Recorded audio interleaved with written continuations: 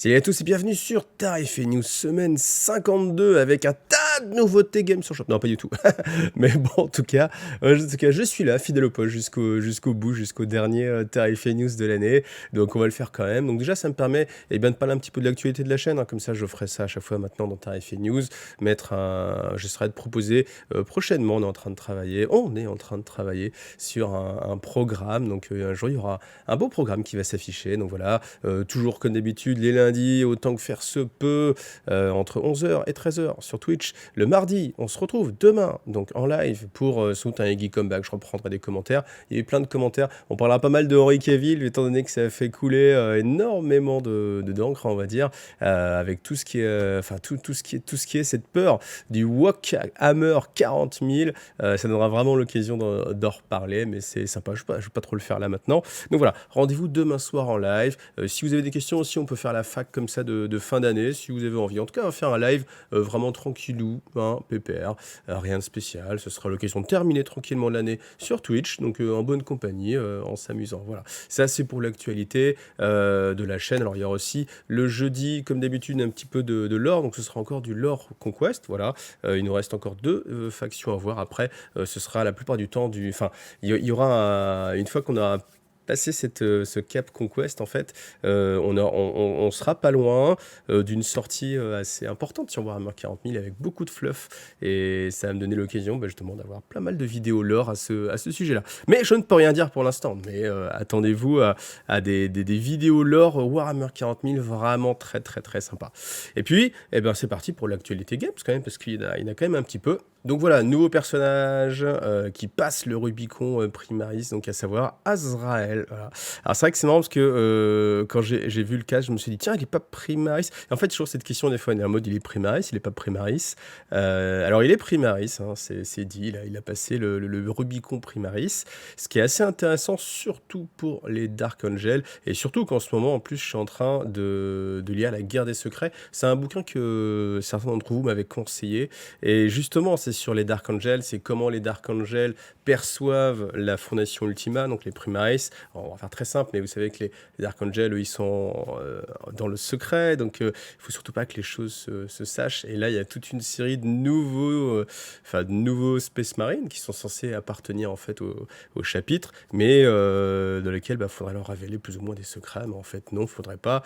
Et malgré tout, il y en a quand même qui sont haut gradés, donc techniquement, ils devraient faire partie des cercles, des différents cercles, mais voilà, on peut pas forcément arriver comme ça, et puis sous prétexte que, voilà, il y avait une maxime qui est toujours d'adage chez le Dark Angel, qui est la couleur ne fait pas un Dark Angel, c'est-à-dire que c'est parce que un Primaris fait partie du chapitre des Dark Angel qu'il est forcément un Dark Angel, en tout cas considéré tel quel par les Forceborn. Donc le fait que Azrael passe le Rubicon Primaris, alors est-ce que c'est suite à un combat, est-ce que s'il y a une raison plus ou moins à cela, honnêtement, je ne sais plus. Il faudrait que je revoie. Si vous avez des infos, n'hésitez pas. Mais en tout cas, bon, la figurine, voilà, très très très traditionnelle, hein, la bannière, voilà, on est vraiment dans enfin, exactement, ils ont pas refait la bannière en fait, hein, c'est vraiment le design qu'il y avait à l'époque, le look, enfin, il y a vraiment très très peu de différence. Vous voyez, si on compare par rapport à l'ancienne figurine. Alors, on sent quand même qu'il y a une plus grande maîtrise au niveau de la sculpture. Vous voyez, quand on voit les traits, en fait,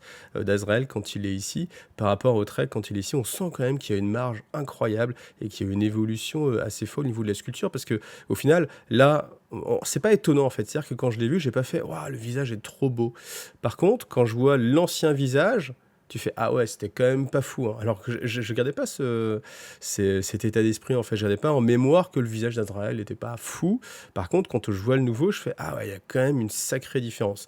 Donc c'est ça qui est assez bien joué, c'est de réussir à malgré tout faire toujours des belles figurines. On se dit pas tiens, c'était moche avant, mais quand on voit la distinction entre les deux, on dit ah il y a quand même du chemin qui a été parcouru et de l'eau qui a coulé sous les ponts. Alors j'en avais profité la semaine dernière pour vous poser une question sur Discord. Donc est-ce que vous vouliez un Discord? Voilà, il y avait déjà un Discord qui existe pour IGTV, mais est-ce que on le faisait ressusciter? Donc 27% oui, je n'ai pas Facebook, 28% oui et j'ai Facebook, 46% non.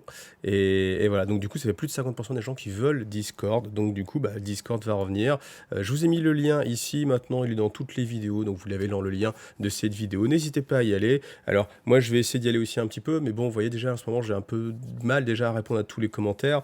Voilà, donc je vais essayer de m'y impliquer le mieux possible, mais voilà, forcément, je vais être en recherche de lieutenants, des gars sur qui on peut compter, qui peuvent animer un peu le Discord, donc ça va se faire tout seul, plus ou moins, mais dans, je sais pas, d'ici un mois, peut-être on verra l'évolution, mais voilà, s'il y a des gens qui ont envie de s'impliquer un peu dans la vie de la chaîne, hein, c'est aussi une façon de faire vivre eh bien, cette chaîne, IGTV, voilà, d'aller animer un peu le Discord, comme ça, de faire un peu de modération, ce genre de choses.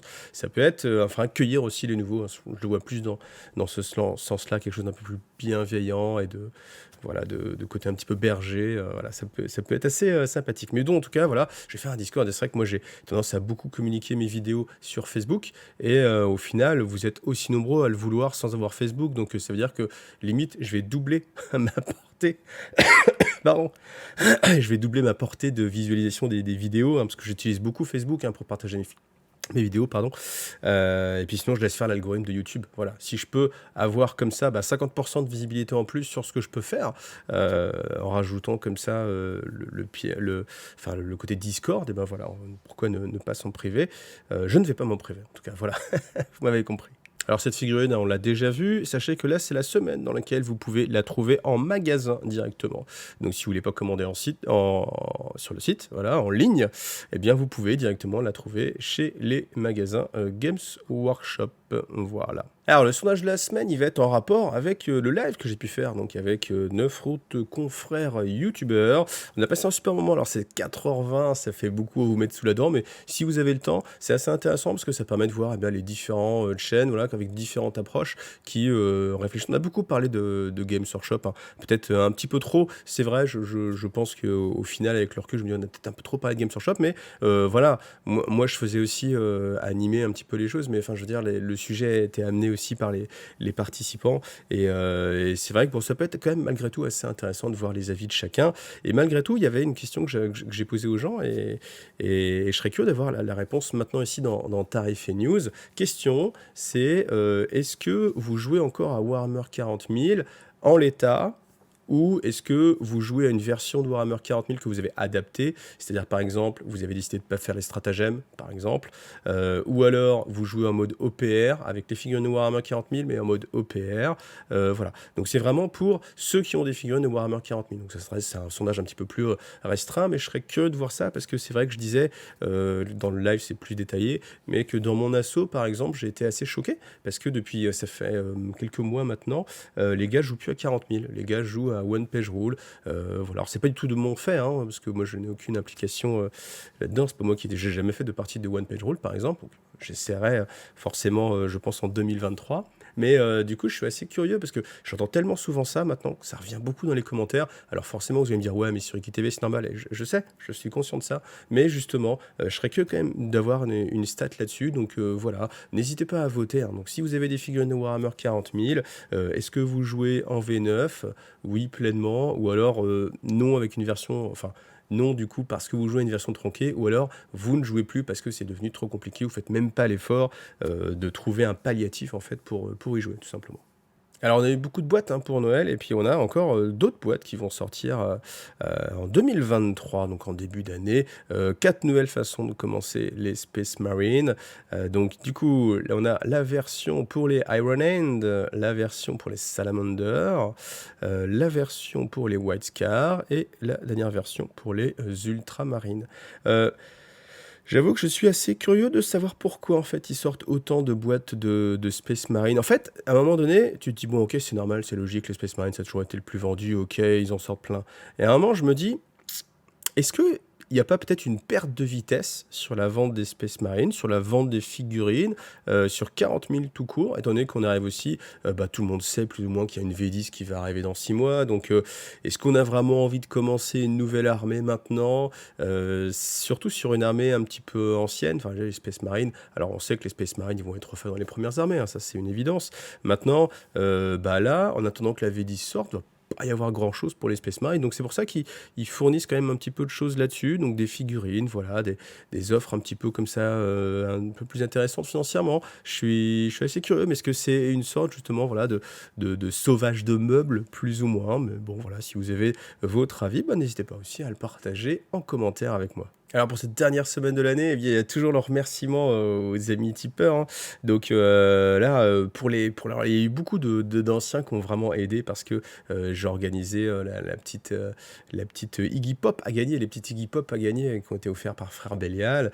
Donc je veux dire merci à tout le monde, mais aussi aux nouveaux. Du coup, merci Zélote, Orc, Diggy et merci Daci qui sont des nouveaux. Sinon après, bien sûr, merci Frère Bélial évidemment, merci Jérôme, Gizmo, Ben, Yas, Critchek, Troll, Jean-Jacques, KTA Pentig aussi, Frère Bélial évidemment, Storm Rider, Néo Rétro, Miss Bélial, Gizmo j'ai déjà dit, Troll Chevelu, Staz, Kersakun, voilà, et voilà. Donc voilà, merci à toute la Iggy Family, mais ça me fait vraiment plaisir. Je vous rappelle aussi que tout au long de l'année, vous pouvez aller sur My Hobby Place. Ça aide la chaîne, hein, parce que il y a 5% de ce que vous achetez qui est renversé directement à la chaîne. Ouais, ça permet de compléter et puis de pouvoir continuer hein, comme ça directement. Donc vous avez 20% de remise sur les prix Games Workshop. Vous avez aussi 15% de remise sur les prix Conquest, parce que si vous cherchez aussi à vous lancer dans Warhammer Conquest, Warhammer n'importe quoi, dans Conquest chez Parabellum, eh bien, vous l'avez aussi chez My Hobby Place. Voilà, y pensez-y.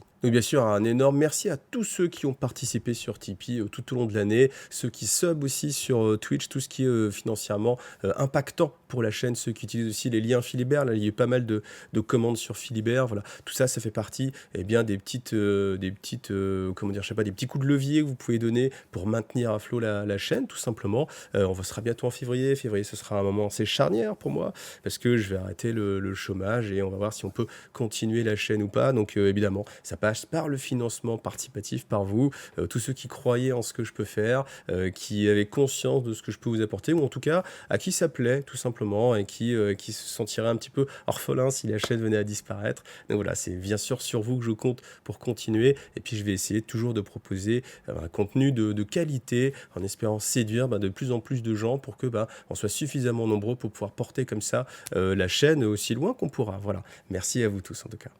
Et on termine avec le Red Gobbo, donc, et puis ses amis. Donc là, voilà un gob de la nuit, avec un petit côté, le Squig, il a un petit côté Batman. Je sais pas si ça, ou peut-être ça fait penser à ça aussi, mais en tout cas, je sais pas, je pense à Batman en voyant ça. Voilà, ensuite, on a aussi petit perso pour Blood Bowl. En fait, j'avais pas remarqué, mais Black Gobbo, il est un peu en mode exhibe quand même, hein.